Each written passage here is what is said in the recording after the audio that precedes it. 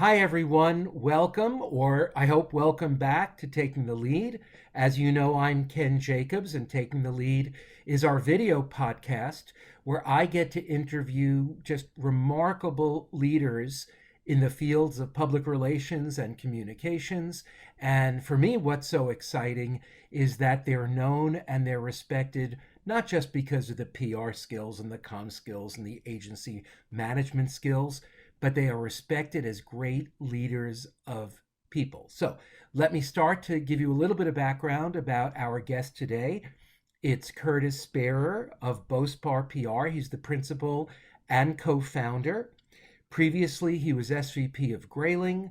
He's an Emmy Award winning executive producer, which I think must come in so handy, not only in helping your people message stories, but dealing with the pressures of running an agency and leading people. It's not for the faint hearted. He earned his BS in radio and TV and film at UT Austin. That's when we say hook 'em horns. And I got to do a little shout out to my niece, Samara Speiler. Hope she's not too embarrassed, who graduated there in May of 2021 with honors, of course. She takes after me. He's twice been listed by Business Insider to its 50 best PR people in tech, as he points to it. He was named by Provoke to its Innovator 25 Americas list, named PR Pro of the Year by PRSA San Francisco Bay Area, and frankly, countless other awards. So with that, we want to welcome Curtis Sparrer. Welcome to Taking the Lead. Thanks for having me. And that was a hell of an intro. My head was getting bigger and bigger. I thought it wouldn't even fit in the Zoom screen after a while. There you go. That's what we do here. So, we not our first rodeo. Oh, look at that Texas thing I just did. Look, not our first rodeo. Okay. We're going to jump. We could just have fun chatting, but I think our viewers want a little more substance. So, tell me, what are the biggest leadership challenges you faced as an agency owner, and how have you overcome them? I think COVID-19 was everyone's test. And I think that was a moment where we all had to dig deep into what we are and what we can do. For me, it started off by actually getting it in March of 2020.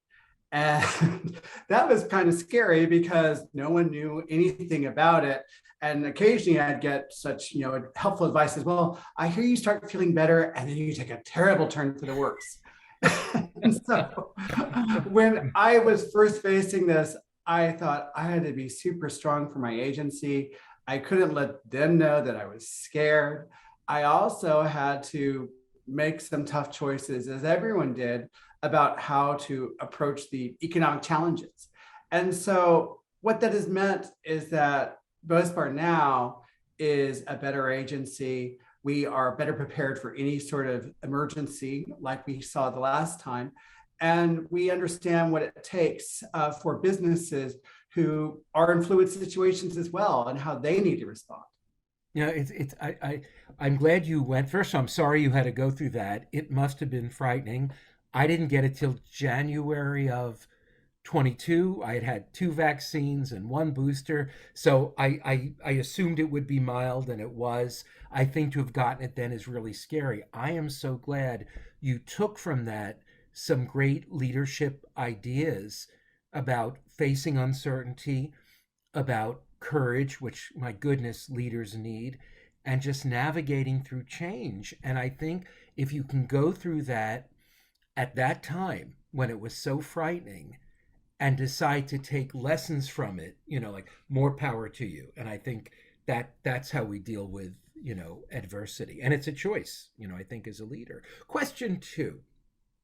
I've been told your favorite mantra is, and I'm not going to get your regionalism right. And I know you're thinking, what regionalism, Ken?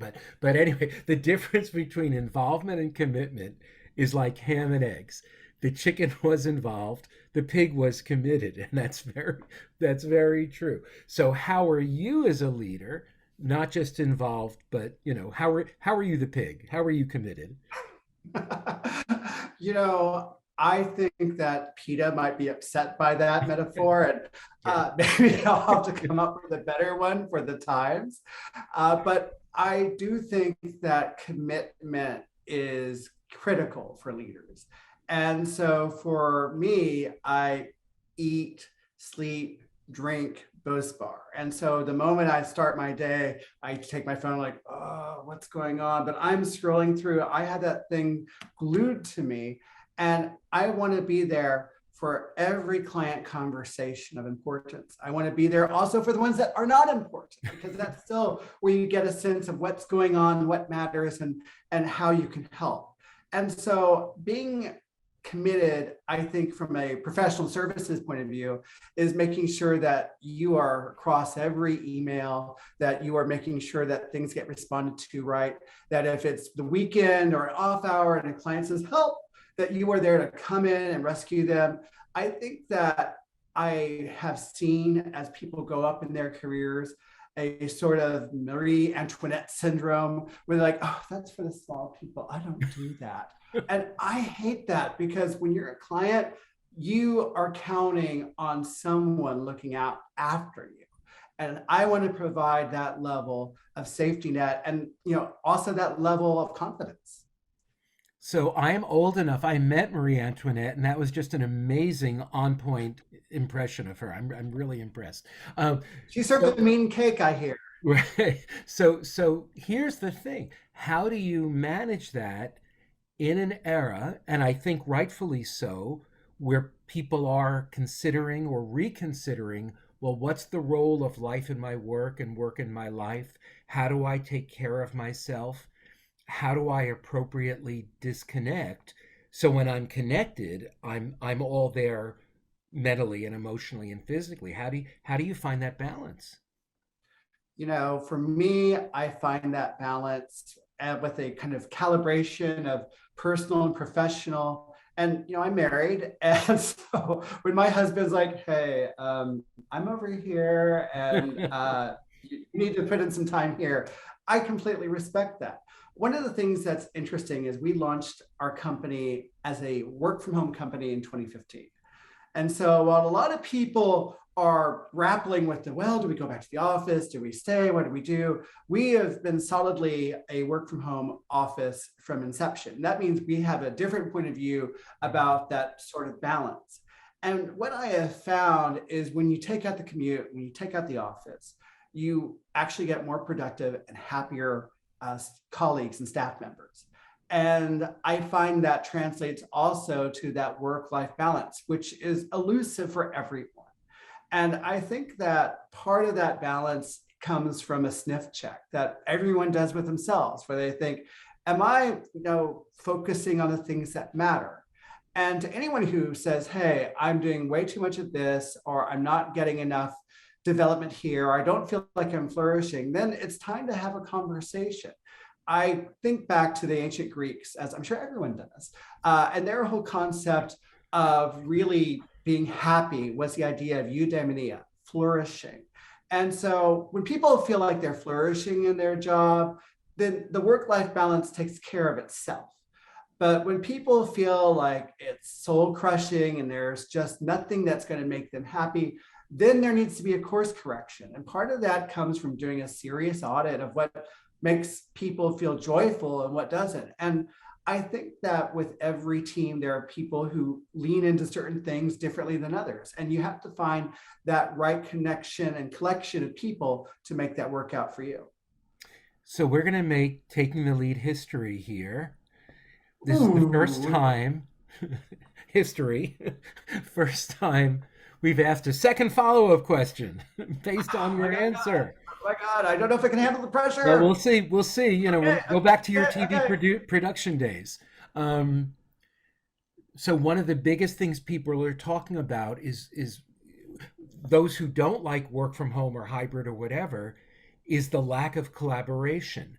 How have you driven collaboration in a completely work from home environment?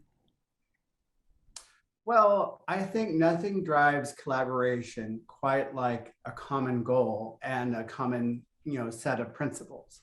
And so when we have had to work for a client, we had been able to collaborate remotely just fine because, hey, everyone, there's Zoom, there are Teams, Right. and you We're can, on it now. there's G-Docs, there's Slack. Right. And so I push back very heavily on the concept that I need to share the same physical space with someone to collaborate. I just think that's so old fashioned. And I'm really surprised that some of the leading industry disruptors of the day are using pretty legacy driven thinking to talk about what needs to happen in the office. I feel kind of embarrassed for them. And so I personally love collaborating virtually for so many reasons. Number one, I don't want to hear about your day.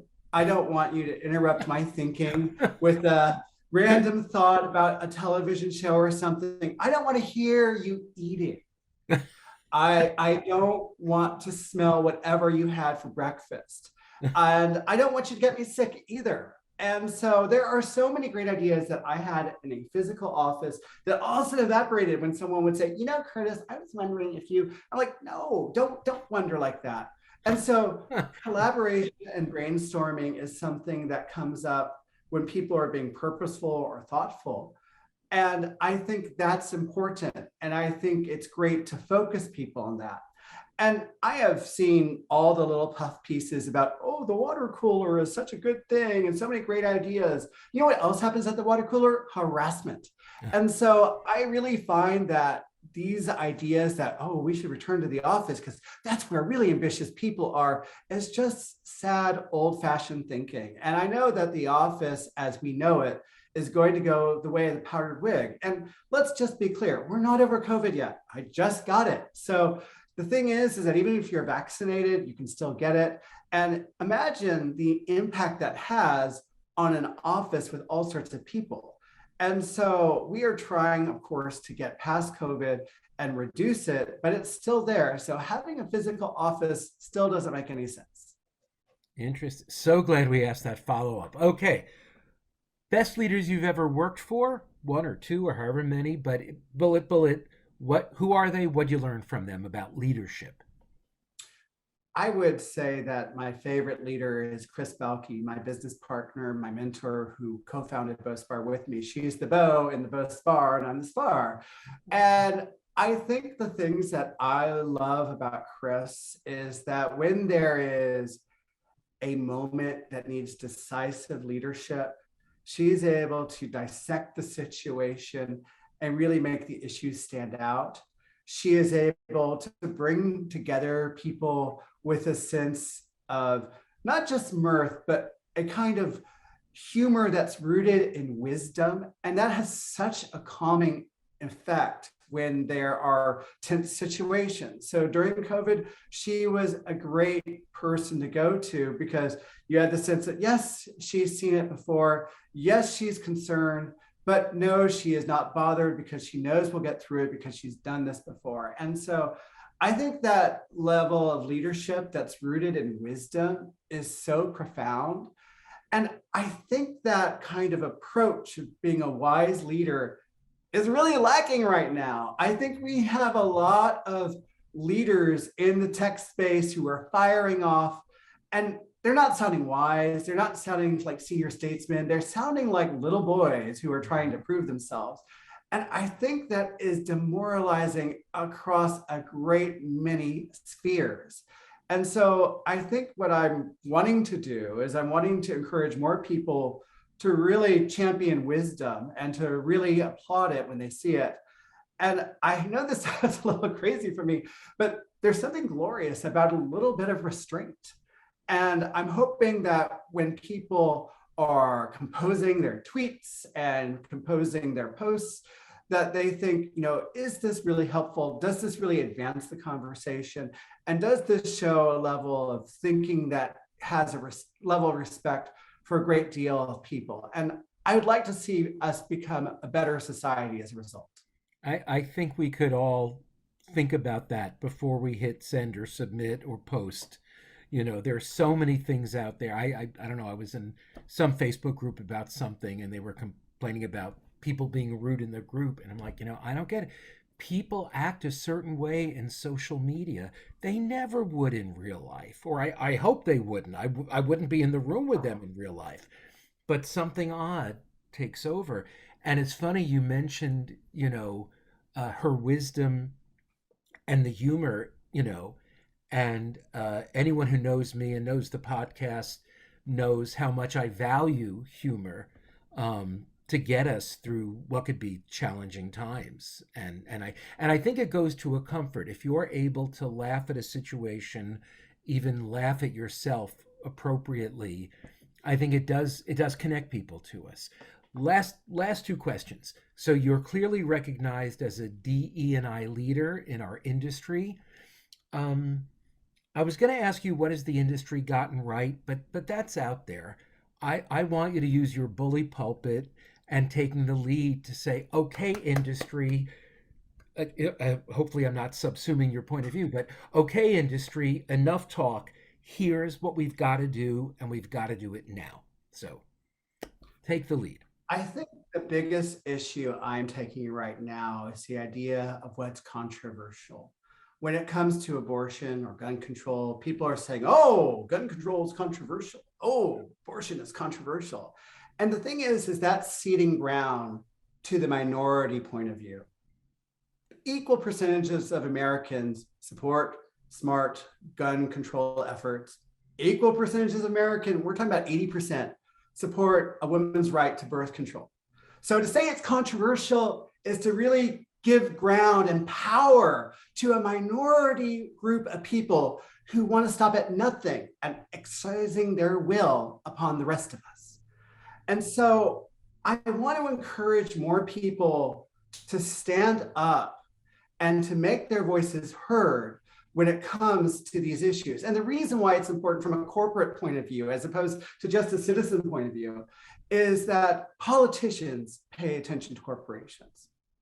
I know people are the ones who vote for politicians, but politicians pay attention to corporations because corporations are the ones with the money. And when you think about how many people influence corporations in terms of their giving, in terms of their leadership, in terms of their acting, this is an easy thing to do. And yet they are all cowed by the idea that it's controversial. In fact, one PR firm, and I'm not going to name names, was really shaded for when they said that abortion was a 50-50 issue. It's not. And so I find that that thinking has seeped so into the American mindset that when they hear controversy, they think that it's a fair fight and it's a coin flip. Oh, people are equally divided. And the thing is, that is not. That is successful positioning, surely. And there's a PR point of me that kind of admires that, even though it's really, really wrong. But the greater thing is that we all need to understand that by speaking up as corporate citizens, by making our voices heard in a corporate way, by taking thought leadership on the issues that matter, we are going to get the sort of society we deserve. And right now, we have not been doing that. I am kind of embarrassed and feel a little mansplaining even that Bospar is the leader in the PR world when it comes to speaking out for women's right to choose. If you haven't noticed, I'm a cis white guy. That's kind of odd to be the leader and champion of a women's right to choose from the PR world. In a way, it does make sense though, because as also a gay guy, I have absolutely no interest personally in having an abortion or having a kid because that's not happening. But I'm an ally. And I think that allyship is critically important. When I was growing up in Texas, it wasn't just the gay voices speaking up for gay rights that mattered. It was the allies, the people who didn't have a dog in that fight, but yet still passionately cared about my humanity and the humanity of other people like me. And they were doing it because it was the right thing to do. That was very persuasive. And that's how we need to think about this. Everyone needs to speak out about these two hugely important issues in the American sphere right now, because not enough is being done. And we are on the cusp of either having a really dangerous society or a good one. And the choice is ours. So there are so many more questions I could ask you, but actually I'm not. I want to end on that note with so much passion, and I want to inspire all our viewers to think about what you've said and think about doing more related to all of these issues. It just feels, let's end on a high note. So I want to thank you again, Curtis Sparrer of Bospar. Thank you for your passion. Thank you for your wisdom, your joy, your humor. This was tremendous fun. And I hope we eventually meet in person. Like someday that will be safe to do, and someday we'll do it. And it won't be at a water cooler. We'll have a real discussion. So I thank, love it. thank you again for joining us, and for everyone out there, please keep taking the lead.